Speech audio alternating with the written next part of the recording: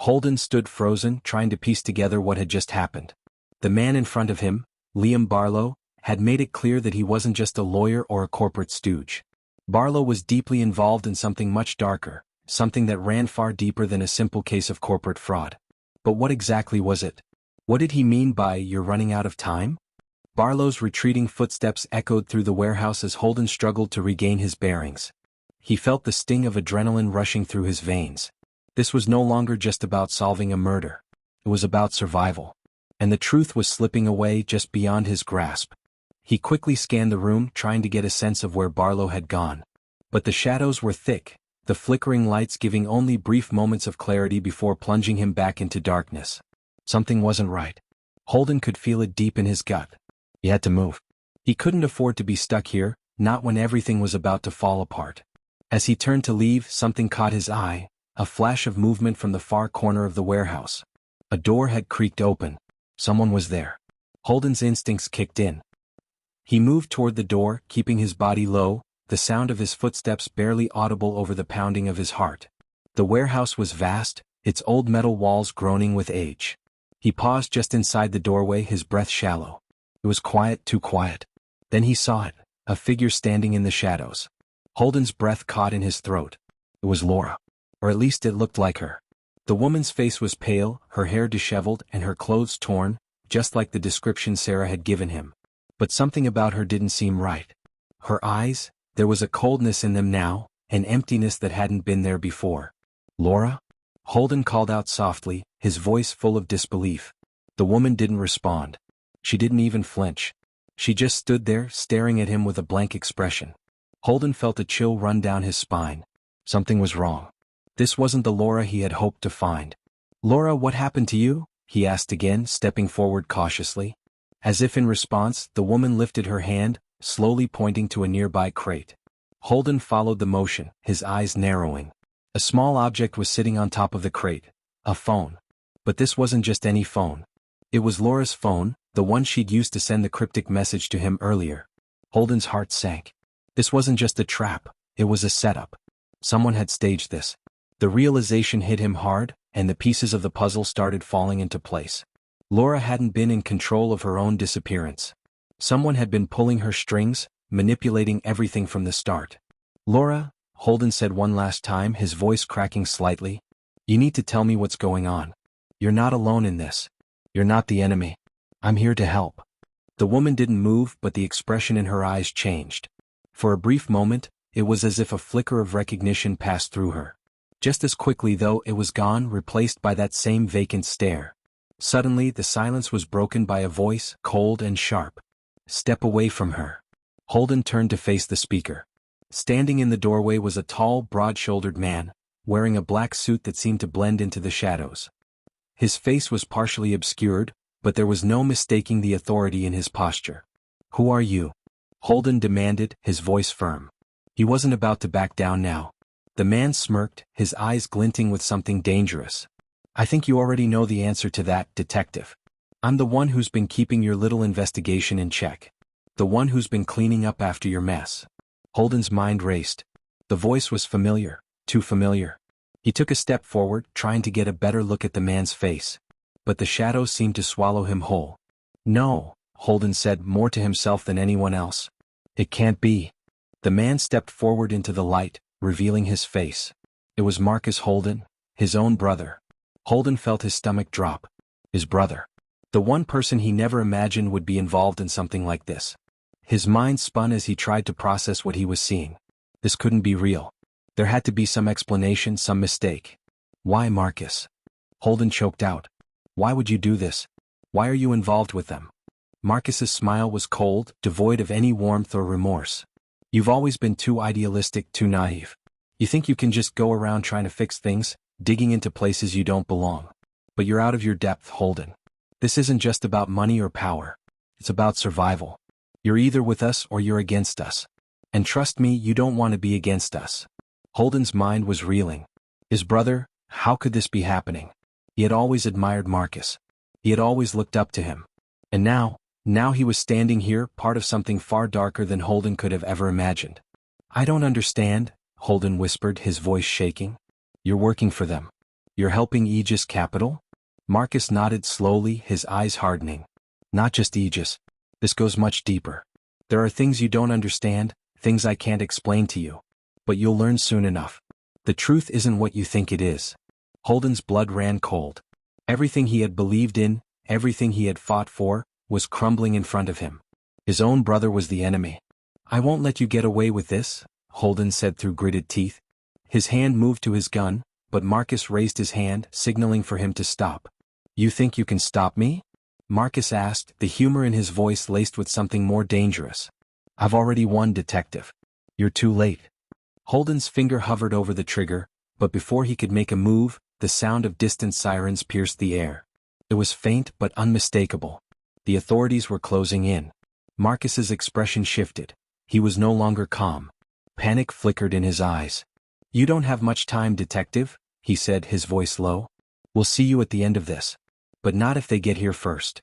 Before Holden could react, Marcus turned and disappeared into the darkness, leaving him with only a few words that lingered in the air. It's over. Holden stood there, breathless, as the distant sirens grew louder. He had to make a choice, stay and fight or run and follow the only lead he had left. Holden's heart pounded as he stood alone in the dimly lit warehouse, the distant wail of sirens growing closer. The words Marcus had just spoken echoed in his mind. It's over. But was it really? Was this truly the end? Or was it just another twist in a game he didn't fully understand? Holden had always prided himself on his ability to think ahead, to piece together the clues others missed. But now, as his brother disappeared into the shadows, he felt like he was falling behind. The sirens were growing louder, closer. Holden's eyes darted toward the exit, but the idea of leaving without answers felt impossible. Marcus had made it clear that he was a part of something far larger, something Holden wasn't ready to understand yet. And Laura, what had happened to her? Was she caught up in this mess, or was she a victim of something more sinister? The choice was clear, but it wasn't easy. Holden could stay and face the approaching police, give them a story and let the investigation unfold without him. But something told him that would be a mistake. He had too many unanswered questions. Too many loose threads. And then there was the phone. Laura's phone. Holden's eyes flickered toward the crate, where the phone still lay, glowing softly in the dark corner of the room. It seemed like such a small thing, but it held the key to everything. Laura's last words had been a warning. If something happened to her, she told him to find David. She hadn't wanted to be found. But Laura was too smart to leave him with nothing. The phone was the only lead he had left. He couldn't afford to hesitate. Time was running out. Holden made a snap decision. He grabbed the phone, quickly unlocked it and scrolled through the messages. Most of the texts were from contacts he didn't recognize, people he couldn't trust. But one message stood out. It was a long thread dating back months between Laura and someone named Red. The messages were cryptic, filled with codes and references to things Holden didn't understand. But the final message stood out like a red flag. The truth is buried deep. Find the key and you'll find the rest. But be careful, they're watching. A chill ran through Holden as he read the words. The key. What key? Was it literal? Or was it symbolic? He didn't know. But it was the only thing Laura had left for him. And it was his only hope of getting to the bottom of this. His phone buzzed again, breaking his train of thought. A text from Sarah. Holden, where are you? The police are here. We need to leave now. He quickly typed a response. I can't. There's something bigger going on. Meet me at the old diner on 5th. I'll explain everything. He didn't wait for a reply. Instead, he stuffed the phone into his jacket pocket and made his way toward the back of the warehouse. The sirens were growing louder. He could hear the distant sound of boots hitting the pavement. The police were getting close and he couldn't afford to be caught here with no answers. Holden stepped into the shadows, careful not to make a sound as he moved toward the side exit. The faint light from the streetlights outside offered little illumination, but he could see the figure of a police officer standing by the door, peering inside. It was time. He held his breath, watching the officer's every move. The officer seemed distracted, not fully aware of Holden's presence. With slow, deliberate movements, Holden crept toward the side door. His hand brushed against the cold metal of the handle, but just as he was about to turn it, the officer glanced toward him. Holden's heart skipped a beat. The officer's eyes locked with his for a moment, and Holden felt his breath catch in his throat. But before the officer could react, Holden yanked open the door and bolted outside. The cool night air hit his face, but there was no time to enjoy it. He ran down the alley, every step echoing against the pavement. The diner was only a few blocks away, but the thought of being caught, of being too late, gnawed at him. He couldn't let that happen. As he reached the corner, a car pulled up. It was Sarah, her eyes wide with panic as she rolled down the window. "Get in," she shouted. "They're coming." Holden didn't hesitate. He jumped into the car, slamming the door shut behind him. "Where's Laura?" Sarah asked, her voice tight with worry. Holden didn't answer immediately. His mind was still reeling from everything that had happened in the warehouse. "I don't know," he said finally, his voice low. "But I've got a lead. It's a long shot, but it's all I've got. We need to go to the diner. It's the only place I can think of where we might be safe." Sarah nodded, her hands gripping the steering wheel. She didn't ask any more questions. She didn't need to. They both knew that whatever was coming next, they would face it together. As the car sped through the streets, Holden's thoughts turned to Marcus. His brother. The last person he ever expected to be involved in all of this. Marcus had been the one to deliver the chilling message, "It's over." But Holden wasn't so sure. Was it really over? Or was this just the beginning? They pulled into the diner parking lot. Holden and Sarah got out quickly, looking around to make sure they weren't being followed. The diner was quiet, closed for the night. But something about it felt wrong. The air was thick with tension, the stillness almost suffocating. Holden led the way inside, keeping a watchful eye on their surroundings. There were no signs of life in the diner, no movement. The flickering neon lights outside reflected off the glass windows. But then a shadow moved inside. Holden froze. Was someone in there? He stepped cautiously toward the door, reaching for his gun, but before he could react, the door swung open. And there, standing in the doorway, was the last person he expected to see. It was Laura. Holden's breath caught in his throat as he saw her. Laura, standing in the doorway, alive. For a split second it felt like the world had stopped spinning. He hadn't expected this. After everything, after the lies, the dead ends, the near-death experiences, here she was, looking every bit as lost and shaken as he felt. Her clothes were torn and her face was pale, but her eyes, they were the eyes of a woman who had seen too much, who had been through too much and had barely managed to survive. "Laura?" Holden whispered, barely believing his own voice. She looked at him for a long moment, her gaze scanning the parking lot outside, then quickly stepping inside and closing the door behind her. "Holden," her voice trembled, but her words were sharp, urgent. "We don't have much time. They're still looking for me." Sarah, who had been silent all this time, stepped forward, her eyes wide with disbelief. "What do you mean?" "We thought." I know what you thought." Laura's voice cracked. She looked at Holden and then at Sarah. "But the truth is more complicated than you realize. Much more than just a murder. There's a bigger game being played. And you're in the middle of it." Holden's mind raced. He had so many questions. The messages. The phone. The deaths. David. Everything. But now, it seemed like there was one question that mattered above all the others. "Why?" Holden asked, his voice hoarse. "Why didn't you tell us? Why disappear like that? Why all the secrecy?" Laura sighed, her eyes clouding with pain. She took a deep breath, then spoke in a low, urgent tone. "I had no choice. If I'd stayed, if I had kept digging, they would have killed me.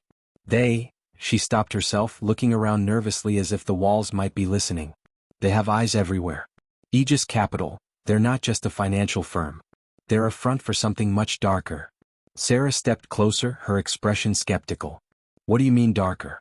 We already know about the fraud, the cover-ups. But you're talking about something more?" Laura nodded. "Much more. They've been laundering money for years, yes. But they've also been involved in things you wouldn't believe. Political manipulation. Blackmail. Even worse. They have connections everywhere. In government. In law enforcement. People who should never be involved in something like this." Holden's stomach churned as the weight of her words sank in. This was no ordinary case. What they were dealing with went far deeper than he could have imagined. His mind raced, connecting the dots between everything that had happened so far. The mysterious deaths. The phone messages. David's last text. Is Marcus involved? Holden's voice was barely a whisper, but it felt like the most important question. Laura's eyes widened, but then she quickly looked away as though avoiding his gaze. She didn't have to say anything. Holden already knew. "God, no," Holden whispered, feeling the earth beneath him shift. His brother. His own flesh and blood involved in this nightmare. "Holden, I'm so sorry. But Marcus, he's too deep in it. He's being controlled. They've been using him for years. He doesn't know how to get out." A sickening realization hit Holden like a punch to the gut. His brother, the man he'd once looked up to, the man he'd trusted, was part of this web of corruption and lies. And he had been working against him, against everything Holden believed in all along. This isn't just about money anymore, Laura continued. They've killed people to cover their tracks. They're willing to do anything to protect themselves. And now that you're involved, Holden, they won't stop until they take you down too. Holden felt his hands start to shake. He was caught in a game with no rules. No allies. Just enemies closing in from all sides. What do we do? Sarah asked, her voice strained. Laura hesitated for a moment, then said something that sent a chill through Holden's entire body. We take them down. Holden stared at her, stunned. The weight of those words seemed to hang in the air, pressing down on him. Was it even possible to bring down a group so powerful, so deeply entrenched in corruption? How could he even begin to fight something this massive? But then Laura pulled out a small flash drive from her pocket, handing it to Holden. This, she said, her voice steady, is the key. Everything you need is on here. The evidence. The names. The accounts. Everything. Holden took the flash drive with trembling hands, his mind spinning. He couldn't imagine the kind of risk it had taken for Laura to get this evidence. To put her life on the line, knowing what would happen if they found out. They'll be looking for you, he said, his voice tight. You're not safe here. We need to move you. Laura shook her head. No. I've already been running for too long. The only way I survive now is to finish what I started. But I can't do it alone. Holden looked at her, a feeling of resolve settling in his chest. He knew what he had to do. They couldn't let Aegis Capital get away with everything. They couldn't let the people who had killed David, who had hurt Laura, escape. The evidence was right in his hands, and with it they had a chance. We do it together, Holden said, his voice firm. Laura nodded, a flicker of hope in her eyes. But then, before they could say another word, a loud crash came from the back of the diner. Footsteps. A team of men rushing toward the entrance. They were here. Holden's heart pounded as he reached for his gun. The time for talking was over. It was time to end this.